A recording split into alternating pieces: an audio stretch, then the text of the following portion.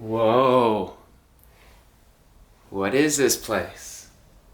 I think I have invaded a new land or a new area. I like it. Yeah. Cool. Okay. Let's get started. Okay, so you find yourself in a situation. You are right now working on a project. You are maybe cooking a meal for your significant other, for your family. You are brushing your teeth, whatever it may be. You find yourself in a moment where on one end all of the noise is going off, and on the other, confused silence. It hits you all at once. It hits you repeatedly and without end. This moment that I am referring to is when you become frazzled.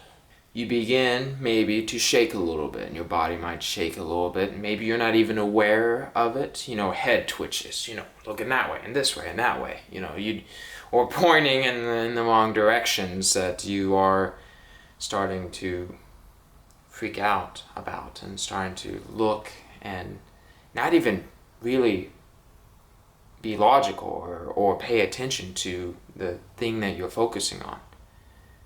This happens, and your thoughts become all cluttered. You kind of know that you need to go from A to B to resolve this situation, or the several situations that may have happened all at once. It may even be things that you know will happen soon but aren't happening now, but because they're going to happen soon, you're flustered. And you feel bad at the same time. You might even have great coping skills. You know how to handle very upfront, direct, one at a time problems. Or you do yoga, you do these things that help mitigate this kind of stress, help relieve it.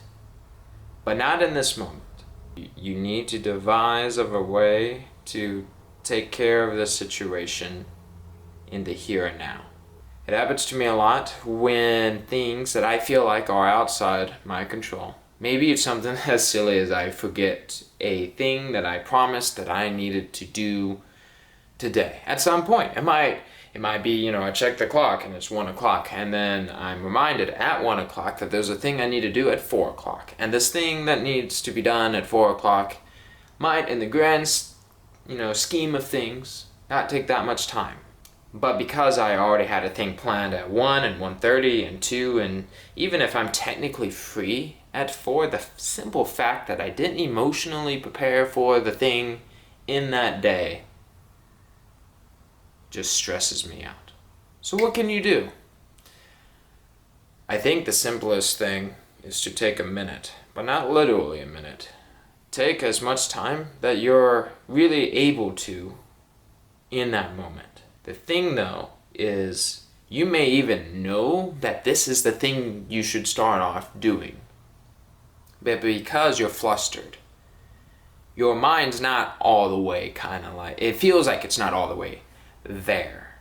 The best example I can kind of think of it, that I imagine it kind of is when you're working at like a restaurant and everything is muscle memory. The bread's over here and the lettuce is over here. You're not actually thinking of okay, I need to go grab the bread to make the sandwich. You just grab and grab and grab and grab, and then you put it together and bam, you made a sandwich.